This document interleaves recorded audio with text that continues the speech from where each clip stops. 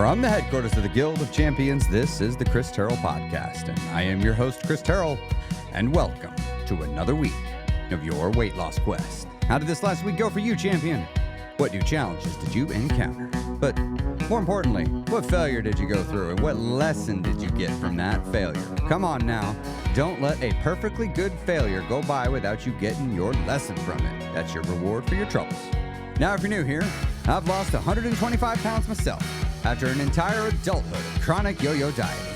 Up, down again, before I finally got sick and tired of being sick and tired, and I made some permanent, meaningful, and actual changes to my lifestyle, habits, routines, environments, my community, and to my systems of belief, because it's all of those that created me, and it's all of those that will create you too. And if you want to get results that last, you got to start changing things at the source. So glad to be here again with you for another week of your weight loss quest. You know, if you're looking to get weight loss advice from somebody that never had to lose weight, you're in the wrong place. Because you see, there's nothing I'm going to talk about here that I have not done already or am not presently doing. You know, I got sick of hearing about weight loss advice from people that don't actually know what it's like. They've never needed to lose weight. And sure, they're great at maintaining weight. They're sure they're great at putting on muscle and trimming fat. That's awesome. Well and good. But if you got 100 plus pounds to lose, you got an entirely different problem than that person is probably used to solving. They've never solved it in their own life if they've never been big. And that problem is, how do I stop myself from gaining weight every time I stop losing weight? You got to make sure that you're addressing that. And one of the best ways to make sure you're addressing that is to be actively and consciously working on your mindset, working on your philosophies, working on your principles, updating how you think so that you'll get different results in your life, because it's your thoughts that create your reality. If you haven't figured that out yet, start looking to your past. Start watching yourself from here on out, and you'll begin to see that your thoughts indeed do affect what comes into form into your actual world. And so I'm going to give you, what is it? 1, 2, 3, 4, 5, 6, 7, 8. Maybe 8. I might cut it short by a couple, but 7 or 8 we'll say mindset shifts. I got them here on a list on my phone in front of me. I'm going to go through these with you. And before I get to that, I want to invite you to come join my free Facebook group. You can find a link to that by going to christerrellcoaching.com. You can also find a link to it in the show notes of the podcast. And by the way, on the show notes, down there, if you're on Spotify, there's an option where you can leave a message to me. You could literally pull out your phone right now and type it in as you're looking at the show notes. But I'm going to ask, why don't you get to the end of the episode, and then I'd love to hear what you think. What you thought, what you took away from this at the end of the episode. Feel free to leave that there. I do read them all. It's a great way to communicate directly with me on the podcast. And to those of you, my Apple Podcast listeners, if you don't mind giving me a 5-star review and a rating, that would be excellent. However, please give me the chance to earn that rating and review. So give me several listens if you're new here. And if you feel that I have earned that rating and review, I would love to get that from you. And lastly, and we're going to jump into the topic, I am hosting a free 3-day webinar in September. It'll be September 9th, 10th, and 11th at 7:30 p.m. Central Standard Time.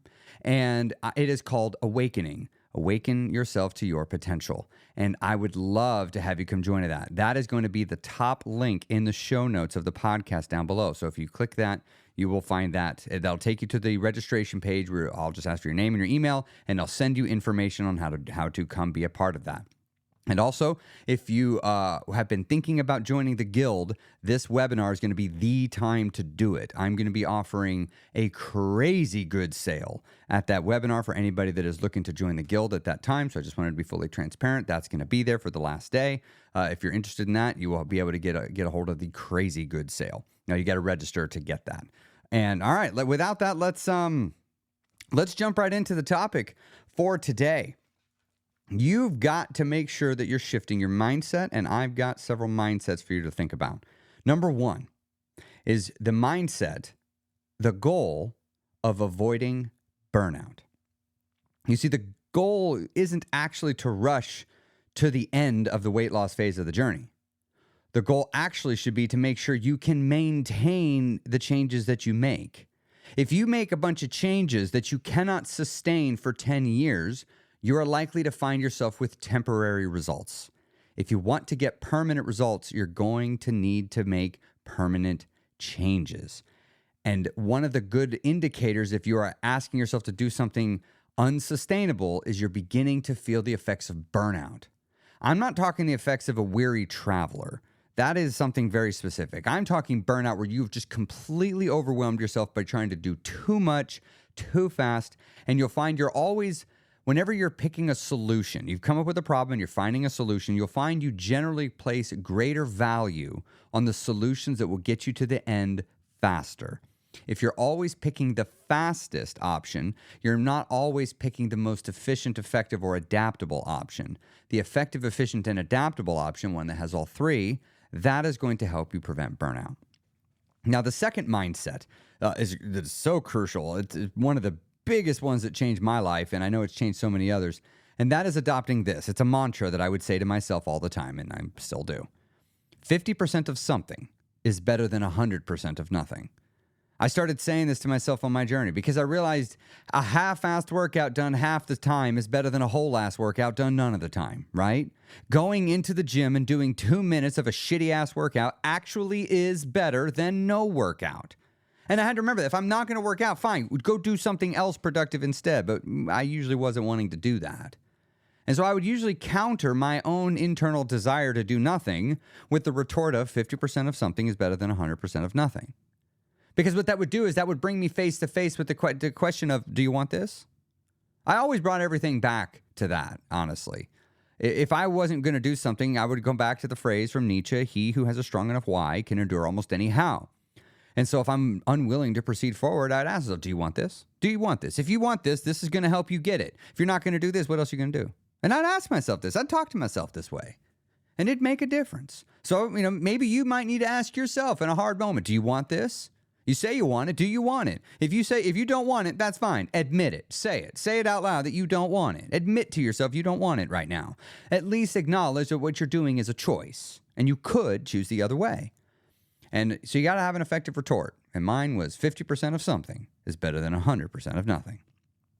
The next mindset that is crucial is to desire to break free from the chair to chair to chair lifestyle. You've got to begin to look at your life and see how it is nothing but a series of sitting or leaning, right? If you look at your life and you see that you spend the majority of your time sitting or laying down or leaning against things, you are not an active person. You are a very sedentary person. You've got to change that. Sedentary people often become overweight. A sedentary person who also overeats will become overweight. It's not a guarantee with the sedentary part. However, if you are active, there's no guarantees you're going to lose weight. If you're active, it's going to increase the odds that you'll maintain your weight, that's for sure. But it's still no guarantee because you got to look at the food side of the equation, right? And so you must, in your mind, break free. There's a movement side of this component, and there's a food side of this component. And on the movement side of the component, it is, on the food side, you have the stop the overeating, right? Like we know we got to stop the overeating, the mindless eating, the gorge yourself eating, all that, right? It's stop the overeating. On the movement, we have to stop the oversitting. We have to stop the binge sleeping. We got to stop the binge resting, where you're just going to quote unquote rest for 6 days straight, right? You don't need to rest as much as you think you do. And you must, in your mind, seek the desire for breaking free from the chair to chair to chair to chair lifestyle. The next mindset habit to adopt would be to shift the goal that you are chasing after. And mine in the past always was, I'm trying to lose weight. I want to lose weight. I want to be a thin person. And I was successful. I never got like thin, but I certainly lost a lot of weight. And I imagine many of you, if you look at your past, you were successful in losing a lot of weight as well. But what I discovered on this last journey, the one that made it work, and I've helped many other people do it using this exact same shift in their goal, it makes a big difference. And it's a mindset shift because you're shifting where your mind is focused towards. And you're going to shift it from seeking to lose weight to instead seeking to adopt the habits of thin people. I want you to focus on creating habits that promote weight loss and that promote maintenance. Now, if you go start talking to thin people and finding out how they stay thin, you will find that you get lots of different answers. Ask 10 different people how they do it, you will get 10 different answers. What you've got to begin to do is to find the common things. You'll notice if you talk to a lot of thin people, movement is a part of their life. How that movement manifests, that varies, right? But you'll notice it's present. If you talk to them about food, you will notice there's often some form of restraint somewhere. Sometimes it's their own innate restraint, that's their habitual restraint. Sometimes they literally stop and think about it. Some people, they literally track their calories. Like there's all sorts of different ways that people stay thin. You will find that there are very few people that stay thin that have no idea how they're doing it, right? And what I mean is they may not know that they're doing this to stay thin, but if you say, how do you decide what to eat for the day? They know how they decide. If you say, how do you decide when to stop eating? They know how they decide to stop. If you say, how do you decide when to move? They know when they decide. They know why they make their decisions. They just might not realize that their decisions are adding up to staying thin. They are unconsciously competent at this. We might call those people naturally skinny. But you can learn their ways. You can adopt them, sure. There might be some genetic factors that might make it difficult for some of you to have a six-pack. Okay, sure, that's possible. That's for some of you. However, I'm willing to bet for the majority of you, it's not the case. For the majority of you, you are perfectly capable of having the body you desire. Yes, it might have some loose skin on it. That's true. I got my fair share of it, and many of you are going to have more than your fair share of it, and many of you have your fair share, right? And you're going to have to deal with that. For me, it's my badge of honor of what I did in the past. It's my badge of honor of what I've overcome. That is not always an acceptable enough answer for me. Sometimes it still bothers me really bad, and I want to cut it off. And then I'd say most of the time, though, I don't want to cut it off. But, you know, that's part of it, right? That's my penance for letting myself get overweight, so overweight. I'm going to have to deal with this loose skin. I'm going to figure it out. But you know what? It was worth it. I know I'm going off a little tangent here, but it was worth it. It was worth it. But back to the adopting the habits of thin people. I started modeling thin people in my life. I started asking them what they did, and I started going, you have a lot more thought and intentionality into what you pick than I do. For me, it's seafood. Seafood, eat. Ooh, what sounds good? Let's eat that. And, I'd say, I can't say no to food. Well, sure, I could say no to food I didn't like. I had no problem saying no to food I didn't like. What I really should have said is I have a proud time saying yes to foods that I love eating, which means I have no self-control. But I don't want to go around saying, I'm totally powerless to my vices. I'm totally powerless to my food cravings. I didn't want to go around saying that, so I had to be all joking. Like, oh, you know me, I can't control myself and get a tub of popcorn in front of my hands in front of a movie. That's how I would talk about myself. I don't know how you do it. But I had to start living not as a big person. I had to start living as a thin person. I'd never stopped and asked thin people how they lived. Turns out it was very different than how I lived. There was a lot of things that were very different. There was a lot more movement in life than I realized. And that was part of my problem. The next mentality shifter is focus on helpful versus unhelpful behaviors. You see, what a lot of people tend to do is they want to focus on the unhelpful things and get yourself to stop doing that. Don't get me wrong. You do need to do that. You're just going to find getting yourself to stop a behavior is hard.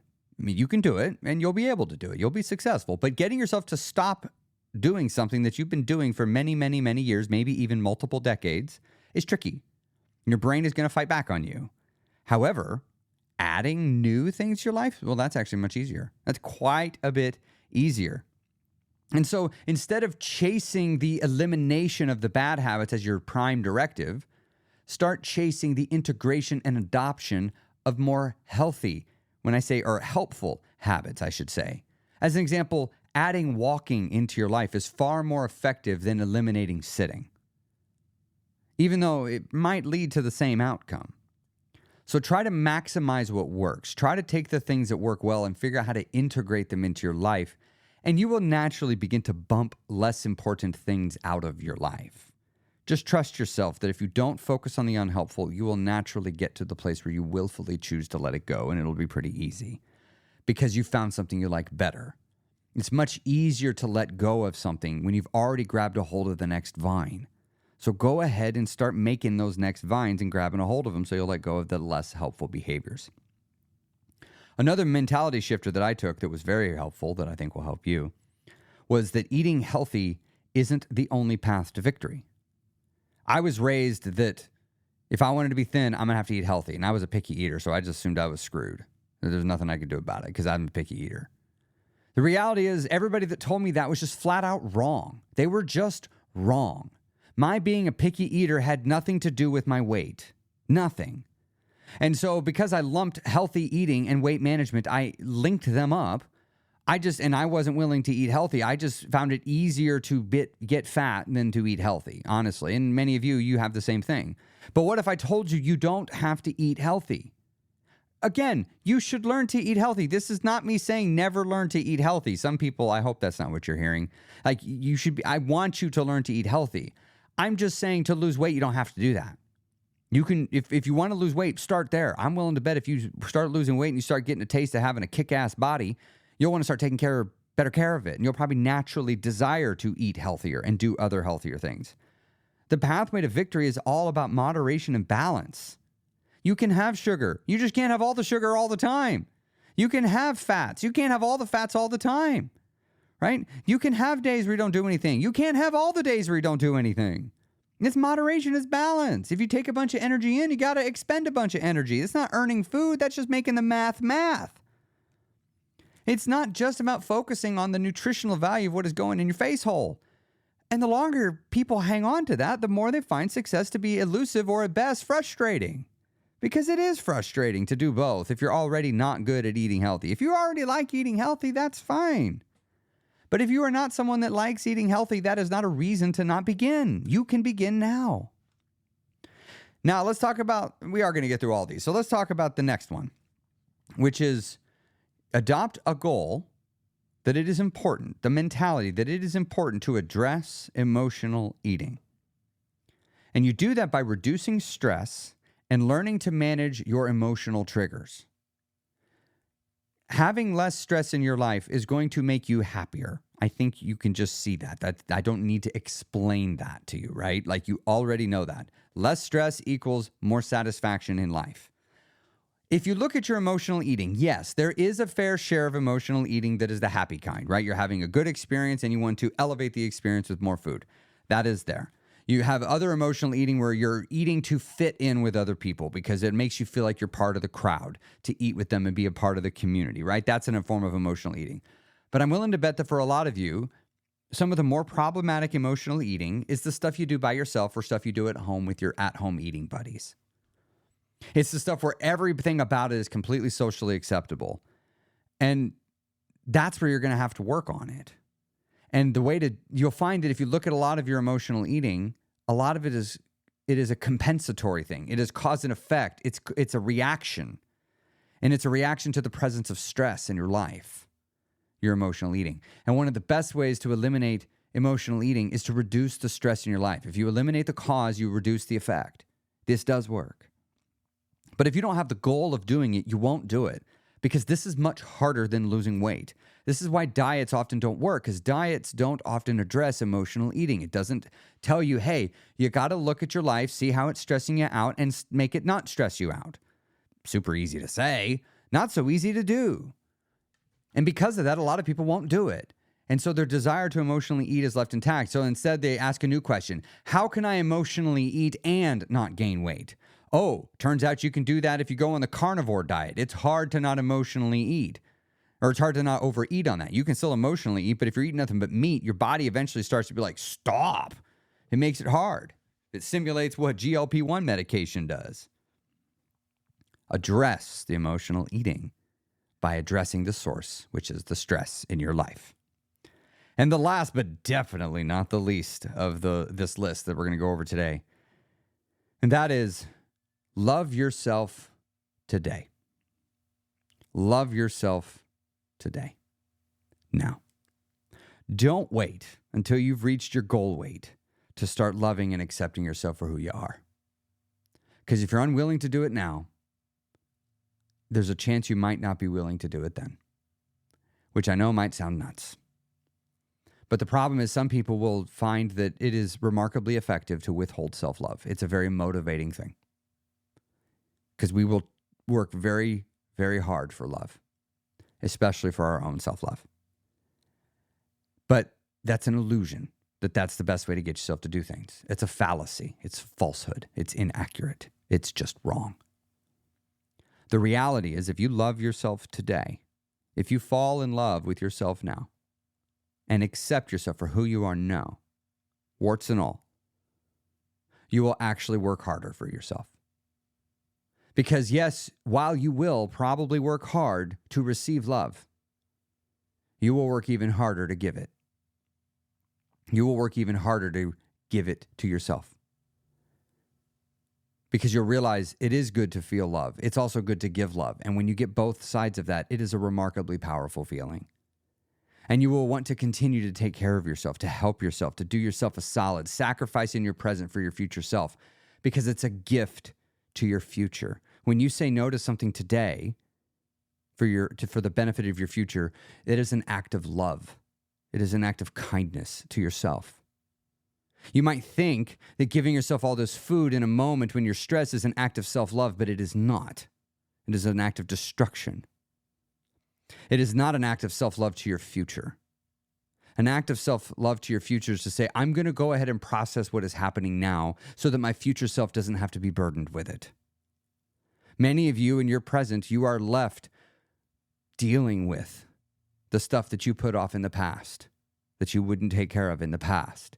Many of you are just like me, and you avoided your problems with food, with TV shows, with video games, with movies, with drama, with getting sucked up in the next fad diet, with your career, with whatever. You avoided your problems by getting sucked into all these other things. And as a result, you've gained a bunch of weight, and now you're the one that has to do something about it. Sometimes that leaves us a little miffed at our past self. Sometimes that leaves us a little upset. But you've got to forgive your past self. You have to let your past self off the hook because you're the one that's got to deal with this. You're the one that's going to deal with this. It will always be the you of a present moment that creates the change that you desire in your life. Always. Because your future self can't act until it becomes the present self. And if you cannot get yourself to act now, why do you think you'll get yourself to act then? So why don't you prove that you can get yourself to act in the future by acting now? Prove it. I dare you. All right, we're going to wrap up here for today. I've got a live event here in Chicago this weekend, meeting a bunch of members of the Guild of Champions. So excited to see them. We got about 50 people coming to this one. It's going to be a wild party. I remember just a year ago, we were at 11, I believe. So we've come a long way in a year. And I'm excited to see where these live adventures are going to keep going. They're multi-day events. We got a 5K lined up that we're all going to run together in it at a race there. It's going to be a blast. And I got a seminar that I've planned for everyone there as well. And if you would like to attend another seminar, please remember to come to my free workshop that I'm doing in September 9th, 10th, and 11th from 7:30 p.m. Central Standard Time. And it is completely free. I'm holding nothing back.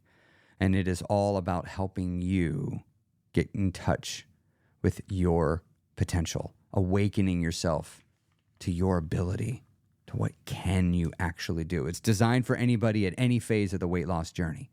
And I'd love to see you there. If you register now, you'll also be added to a free event Facebook group where you can begin getting to know and talking to other people that are coming. I'm staying highly active in there. And also, if you join, you'll have access to something called a Sharecast, which is like a personalized TikTok that you get from me on your phone, and you're actually able to respond directly back to me from there. I've been enjoying that as well. We'll be doing that leading up to the seminar. Would love to have you be a part of it. Have a great day. Looking forward to hearing from you again next week on the Chris Terrell Podcast. Go make some mindset changes. Hey, and go fail a little bit too and get your lesson. See you next week.